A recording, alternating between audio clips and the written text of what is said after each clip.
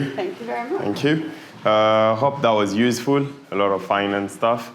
Now we're gonna have Phil Nichols, who is gonna do a presentation on planning and priority.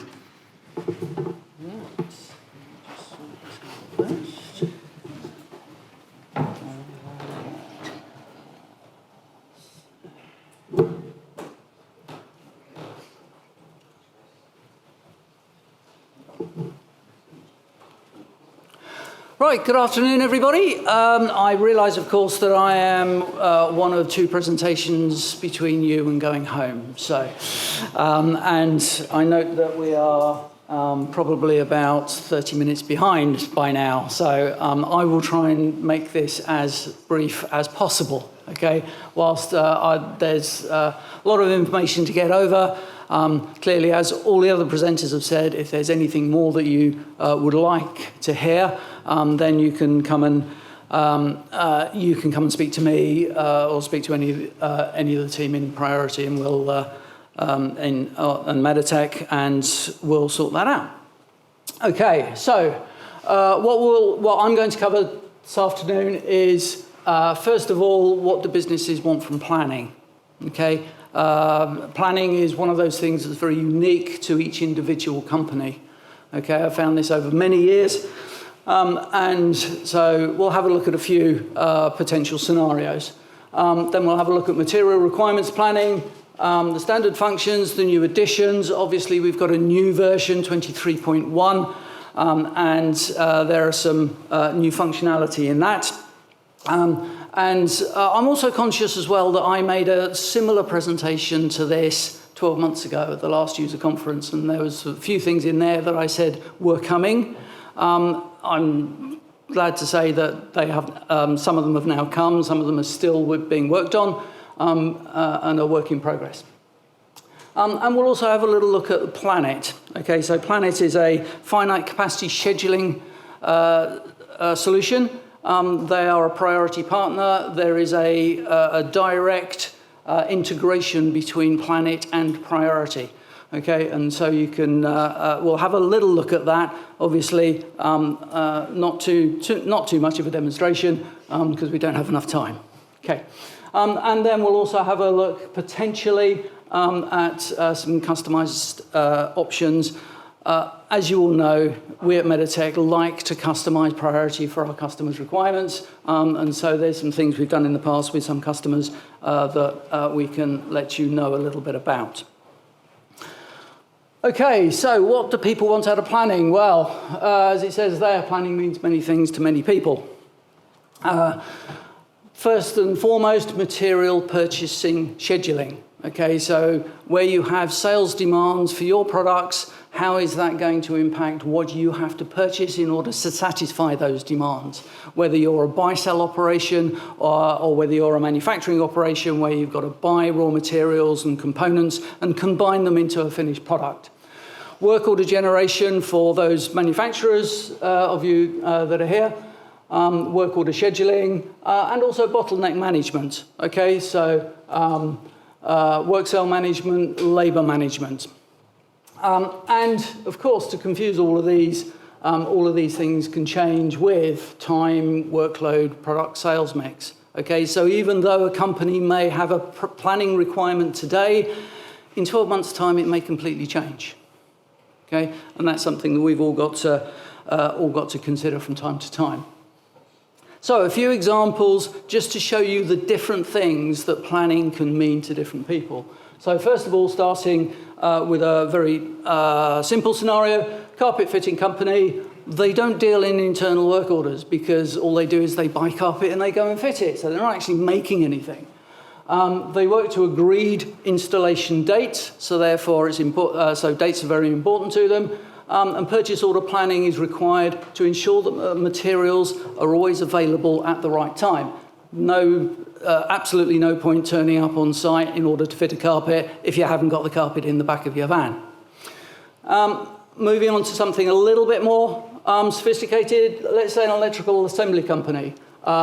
Make to order, so work orders are required with particular due dates. Okay, no specific machinery, it might all be bench work. Okay, so perhaps not many sophisticated work cells or work areas or what have you. And they don't have any particular work cell bottlenecks, okay? But they still need planning, okay? They still need to plan the work that's going to be done. Getting a little bit more sophisticated, chemical processing facilities, they may well have machinery with capacity constraints, okay? So whilst you're, let's say, mixing up some chemicals, those vessels that you're mixing those chemicals in have capacities, okay? And they are going to have particular bearings on how much you can make at any one particular time. They may have multi-operation processes, and scheduling required to ensure that no work cell is overloaded, okay? However, that doesn't mean they necessarily have to have finite capacity scheduling, okay? They can probably do everything they need just using MRP, okay? Go back one, and finally, we can think of a bespoke scientific equipment assembly. Highly skilled personnel are a bottleneck.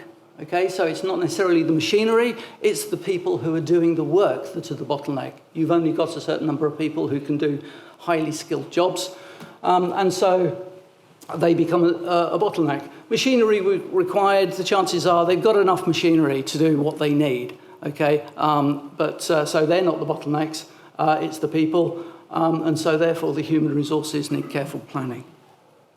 Okay. So let's have a think about what is in priority at the moment. First of all, MRP, Material Requirements Planning.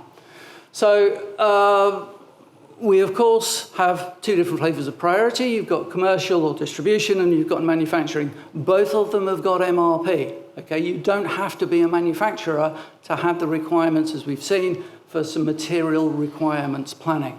Okay, so MRP for distributors, just a few points to note here. Purchase planning for buying and selling simple assemblies. And when I say simple assemblies, we're talking about one level of bill of materials. Okay, so you might have a product which needs to be kitted or it needs to be assembled, but it just uses one level of bill of materials. New features have been copied in the latest version from MRP for manufacturers. So those things that everyone has thought of as being standard in the manufacturing module, now some of those have been copied across into the commercial version as well. Okay? Examples of that: safety stock, purchase order considerations, results analysis, planning horizons, use of alternate parts, which can be very important for a lot of people, and also customer service is now considered. So it's not just a matter of the items that you're selling, but it's also the services that you're providing can also be considered within material requirements planning, okay? Because those services may require materials. Then MRP for manufacturers, there's clearly we provide a Gantt chart plan with manual manipulation, full visibility of material and product availability, capacity constraint reporting. So even though it's not a finite capacity scheduling module, we still have the ability to see whether your work cells are going to be overloaded or not.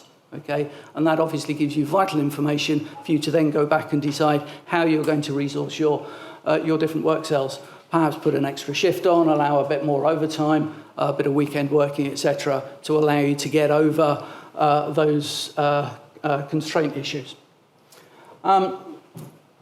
And new to version 23 is available to promise. Now, this is one of the things that I talked about last year. I said, hey, folks, available to promise is on its way. Well, it's here. It's a really good facility. It's something that you wouldn't normally expect in MRP. Okay? Just a very quick explanation. MRP plans backwards. Okay, the whole idea of available to promise is to look from today and look forwards and say, can I actually make this in the time? So therefore, there's a fundamental problem here between backwards planning in MRP and ATP, or available to promise, looking forwards. Okay, Priority have been very clever in the way that they've managed to get ATP into MRP, and we'll have a look at that in a minute. Again, customer service is considered. And as of version 23.1, MRP is now considering bill of material revisions. Okay, so it is now looking specifically at the revisions of the items that you're looking to manufacture. Right, just a quick move on to a demonstration. So, first of all, I'm in a commercial company here, and if I look at some, let's have a look at some service calls. Okay, so we should see that we've got a service call here, and this has got some requirements. So this is like our carpet fitting company, okay? So there is a service call to say that somebody needs to go and fit a carpet in a property, okay? But there is a requirement within that service call to say we need so many square meters of a particular carpet. So that, of course, is now considered within MRP. And if we go and look at our purchase demands, which we've recently run, we can see all of these. I've actually got a number of service calls that are calling for some carpet, and so the MRP, or the purchase planning, has taken into account the fact that these service calls are requiring some material which we don't currently have in stock, and so therefore you can see it's identified in there. Okay. I'm going to move very quickly now to a manufacturing environment. The reason for this is that I want to look at ATP, available to promise. So I've got some sales orders in here, and we've actually got a requirement for some, in this case, some electronic control units. A quantity of 10 are going to be required. We have a due date, which is a little bit later this month. I want to know, so bearing in mind we're looking at a sales order here, so this is not production at this point. So this is not a production manager doing this. This is somebody in the sales department, okay? And they are looking to say, okay, I want to know whether we can physically make these in the time that the customer wants them, okay? So we've now got a function in here, ATP stock availability check. Okay, so that's now going to look at the current MRP plan, okay? And this is obviously assuming that you're going to run an MRP plan on a regular basis. And it says this part can be supplied starting from the 8th of November, okay? The customer wants it on the 20th of October. We can supply it on the 8th of November, okay? Obviously, we need to go and talk to the customer and see whether he will accept it on that date, or even perhaps go and talk to the production manager and say, look, I've got a really rush job here. Is there any way that you can squeeze things or delay things so that we can get it in, okay? But at least this is giving you the initial information to say whether or not you're going to be able to make it within the time expected. And not only that, but you also get in the subform a list of why you're not going to be able to make it within those timescales. Okay, so this is giving you dates on specific items, either items that are being purchased or the manufacturing requirements as to whether that's all going to work or not. Okay, can we go back to the presentation? So, the next thing, Plan-it. Okay, so MRP may not do everything that you want for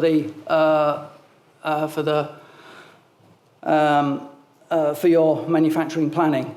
It may well be that you do actually need some finite capacity scheduling. You've got some bottlenecks within your production processes, and you need to make sure that you manipulate your demands, etc., to make sure that they're not going to massively constrain your requirements. So, first of all, Plan-it authenticated partner product, strongly integrated with priority with two-way links. So in other words, first of all, there's information in priority about sales orders, maybe works orders, that we're going to pull into Plan-it. But equally, you can click on items within the Plan-it plan, and it will take you back into priority, okay, to have a look at those items. Variety of available process models, finite capacity scheduling, forward planning. So unlike MRP, which is backward planning, this is now forward planning. So everything we're looking at from today, are we going to be able to make things in the future? Machine utilization, lots of multiple views, okay? And hopefully we can go back to the demonstration. So, and this really is just to show you a little bit about what Plan-it looks like, okay? So let me just move that to the left a little bit. And you can see this is all very interactive. This is a plan that has been pulled out of priority. You can see there are different things, different operations on here with different color schemes. So for instance, the dark blue ones are sales orders, the green ones are work orders, and the light blue one is a work order that has already been started, okay? So this is a plan that has come out of priority according to all of the demands that are being placed upon you, okay? And as I said, it's forward planning. It does have the capability of moving things around manually if you wish. As you can see, every time you hover over one of these operations, it actually shows you a lot of information about it. I can do if I just click this, we can also hide everything else around it as well. So this is just showing you that one set of connected work orders and the way they work. So if I come back out of here, we also had the ability as well of looking across lots of multiple views. So for instance, this is fairly obviously a Gantt view, but you've also got an idle view, so you can see what work cells aren't being used, so therefore what availability you've got for other work. List view, so you've got just a list of all of the requirements that there are. You've got customers view, so this is looking first of all at the customers.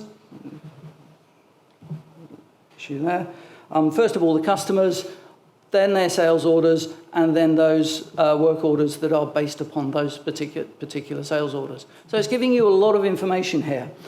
What also is nice in here is, for instance, if I want to look at a couple of those views at the same time, so let's say we've got a Gantt view here, and actually I want to put another view underneath, and let's make this, for instance, an employee view. So you can see the number of employees that are required across all of those work cells and workstations, okay?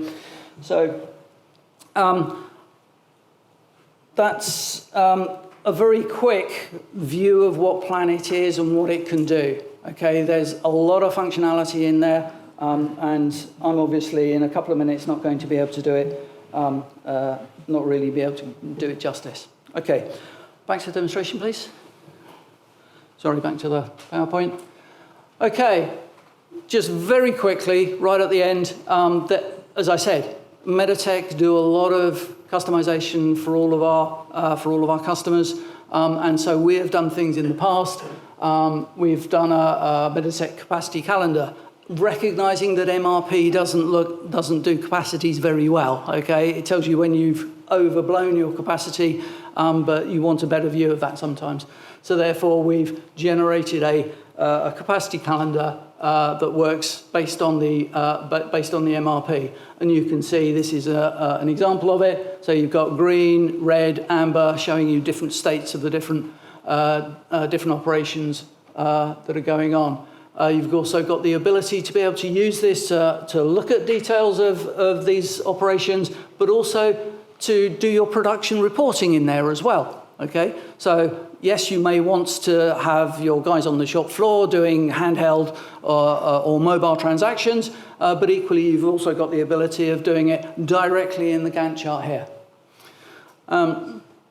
So I'll just page through some of these. Work cell capacities, we talked about capacity planning. You've got the ability of identifying all of the different capacities within all of your different work cells, which is obviously going to have an impact on the information you see in that Gantt chart. and a few more views that we've got here. So, very quickly, thank you for listening to all of that. Hopefully, there's for those people who are interested in planning, there was a few little nuggets in there that was useful for you. Thank you.